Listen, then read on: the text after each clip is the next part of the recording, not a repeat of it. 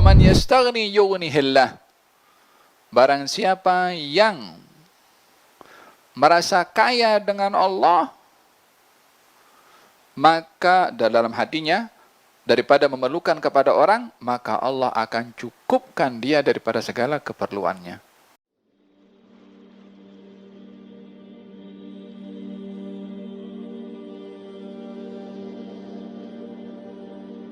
Dan Nabi bersabda,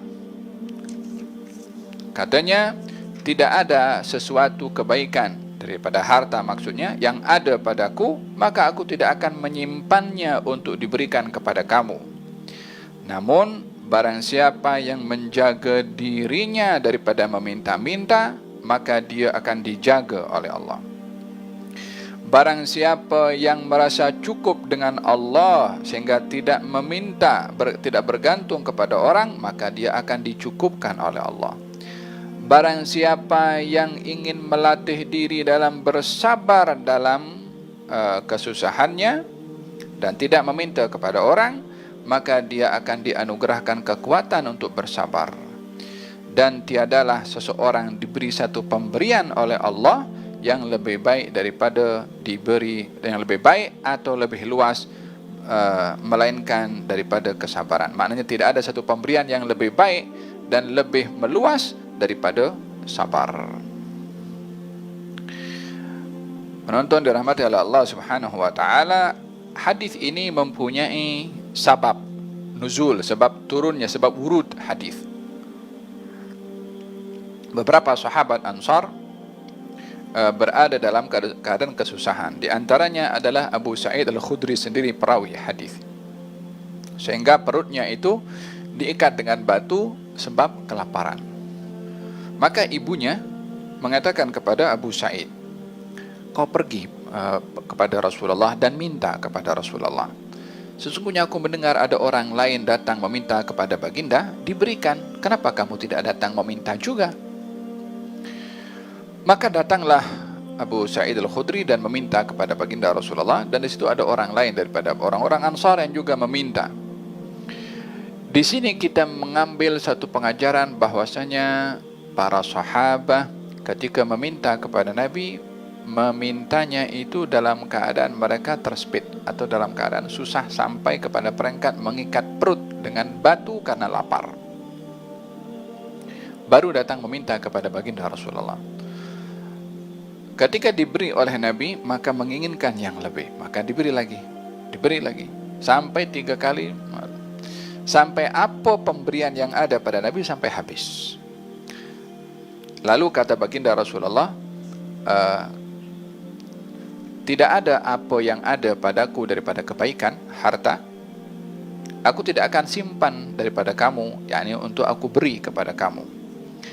Di sini menunjukkan sifat pemurahnya Nabi dan sifat tidak geram kepada orang yang banyak kali meminta, dan sifat tidak menolak kepada orang yang datang meminta kepada baginda Rasulullah. Ianya adalah menunjukkan pemurahnya Nabi dan sabarnya Nabi, dan sifat pemurah yang tidak mempunyai batas, sehingga diminta berkali-kali masih diberi. Berbeza dengan kebiasaannya manusia. Kalau diminta sekali, diberi. Orang yang sama minta kali yang kedua, dia ingat pemberian yang pertama. Bila datang untuk kali yang ketiga, dah mula lagi, macam tak habis-habis dia datang meminta. Yang keempat, halas, emosi sudah memuncak.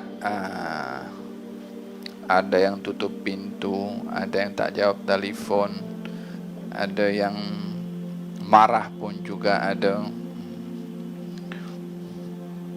Dugaan daripada Allah Subhanahu wa taala. Ya, memang dari satu sisi tidak sepatutnya orang itu banyak meminta-minta. Dari sisi yang lain, kita sebagai yang diminta tidak berhak untuk menengking, memarahi. kepada yang meminta, melainkan daripada untuk menasihati kepadanya untuk tidak terbiasa meminta-minta. Wa masaila fala tanhar. Adapun orang yang meminta-minta, jangan kamu hardik, jangan kamu tengking. Hadza firman Allah Subhanahu wa taala di dalam Al-Qur'anul Karim. La tubtulu shadaqatikum bil manni wal adha. Jangan kamu batalkan pahala pemberian kamu kepada orang dengan mengungkit-ungkit pemberian kamu dan menyakiti kepada orang yang meminta dengan kata-kata maksudnya. Qaulun ma'rufun wa maghfiratun khairum min shadaqatin yatba'uha adha. Berkata yang baik atau memaafkan silap orang yang meminta lebih baik daripada kamu memberi kepada orang yang meminta namun kamu sakiti perasaan dia. Jadi yang diberi atau yang memberi bila mana diminta, haknya adalah memberi atau menolak dan tidak menengking ataupun memarahi dan seumpamanya. Kalaupun ingin menegur, tegur dengan baik.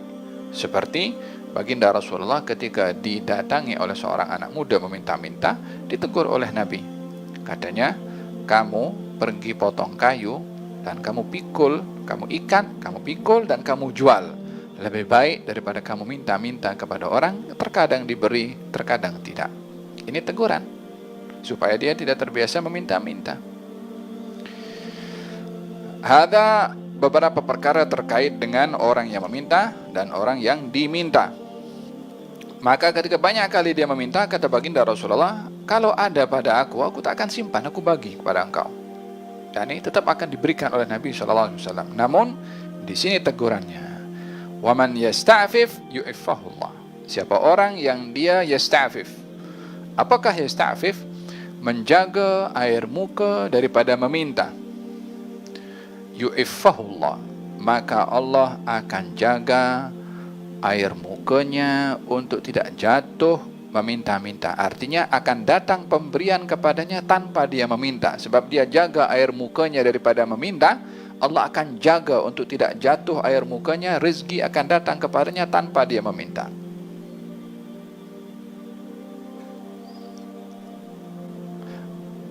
Waman yastaghni yughnihillah.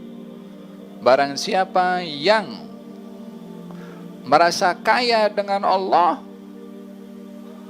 maka dalam hatinya daripada memerlukan kepada orang, maka Allah akan cukupkan dia daripada segala keperluannya. Merasa kaya dengan Allah dengan tidak mengharapkan pemberian daripada orang, tidak mengharapkan ihsan daripada orang. Sebab dirinya sudah memiliki Allah yang maha memberi ihsan, maka dia merasa cukup dengan ketergantungannya kepada Allah berbandingkan kepada selainnya. Yang memiliki perasaan demikian, yughnihillah, akan dicukupkan oleh Allah sehingga dia tidak meminta-minta atau tidak, sehingga dia tidak bergantung kepada pemberian daripada orang lain. Ada seorang, namanya siapa dia? Salah seorang pembantunya Sayyidina Hasan al-Basri. Hasan al-Basri. Dia prepare makanan. Setelah makanan itu sudah siap, datang seorang yang meminta-minta. Pembantunya Hasan al-Basri selama belajar bahwasanya orang yang dia memiliki keyakinan kepada Allah, maka akan dicukupkan oleh Allah apa yang diinginkan tanpa dia meminta kepada orang. Ketika ada orang meminta-minta, Hasan al-Basri pembantu Hasan al-Basri berikan makanan ini kepada orang tersebut, peminta pengemis tadi, dan diberikan seluruhnya makanan itu. Sampai berlalu waktu, Hasan al-Basri panggil kepada pembantunya, ya fulan, mana makanan malam kita? Lambat kita. Nama pembantu namanya Habib. Nama pembantunya namanya Habib. Ya Habib, mana makanan malam kita? Sesungguhnya waktu sudah tiba, untuk makan malam lah. Katanya, ya imam, tadi ada orang meminta-minta, jadi saya berikan semua makanan tadi kepadanya dengan keyakinan Allah akan menggantikan apa yang kita infakkan kepada orang lain, karena Allah berjanji akan menginfakkan apa yang kita sedekahkan kepada orang. Ya Allah, kata Sayyidina Hasan al-Basri, Allah, kita dah lapar. Kata Sayyidina Hasan al-Basri mengatakan, ya Habib, anta apa dia kata, kathirul yaqin wa qalilul ilm. Kamu ini keyakinannya terlampau tinggi, ilmunya sikit. Patutnya bagilah sikit, sisakan untuk kita untuk makan. Tak lama daripada itu terdengar suara ketukan pintu. Seseorang bawa makanan yang lebih lezat daripada makanan yang diberikan kepada orang miskin tadi. Maka dibawa oleh Habib tadi, dibawa kepada Hasan al-Basri. Terkejut Hasan al-Basri, daripada mana kalau orang datang beri? Kata Habib mengatakan Hasan al-Basri, ya Hasan, ya Imam, kamu ini kathirul ilmi qalilul yaqin. Kamu ini ilmunya banyak, keyakinannya kurang mantap macam aku, sambil bergurau. Wa man yastaghni yughnihillah. Siapa orang yang merasa dia kaya dengan Allah dalam hatinya, akan dikayakan oleh Allah Subhanahu wa taala. Wa man yatasabbar yusabbirhullah. Siapa orang yang dia melatih diri bersabar dengan tidak meminta-minta kepada orang, maka Allah akan memberikan kesabaran. Maksudnya akan dikuatkan oleh Allah rasa sabarnya daripada menadahkan tangan untuk tidak menadahkan tangan kepada sesiapapun. Di sini memerlukan kepada kita satu usaha dan latihan daripada diri sendiri untuk iffah, menjaga air muka, yastaghni, merasa kaya dengan Allah, dan bersabar untuk tidak menadahkan tangan kepada orang lain. Nah,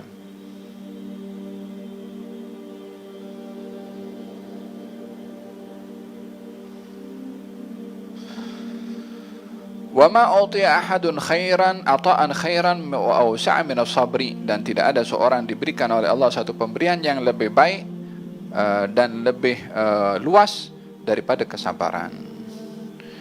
Hadza hadis yang diriwayatkan oleh Abu Sa'id Al-Khudri. Naam. Yani walihada di antara doa Nabi sallallahu alaihi wasallam meminta sabar. Naam. Hadis ini memberikan kepada kita beberapa penjelasan. Yang pertama adalah mulianya seseorang untuk tidak meminta-minta, tangan yang di atas lebih baik daripada tangan yang di bawah. Yang kedua adalah hendaklah seseorang berbuat ihsan untuk memberi kepada orang, baik yang meminta apatah lagi yang tidak meminta namun tergolong daripada golongan orang yang memerlukan bantuan. Kalau dalam hadis ini Nabi mengatakan orang menjaga air muka daripada meminta-minta akan dijaga air mukanya, bermakna kita perlu untuk menjadikan hadis ini menjadi nyata dengan kita mengeraih apa yang melaksanakan apa yang diinginkan oleh Allah Subhanahu wa taala untuk menjaga air muka orang yang enggan untuk meminta-minta dengan kita memberi sebelum dia meminta.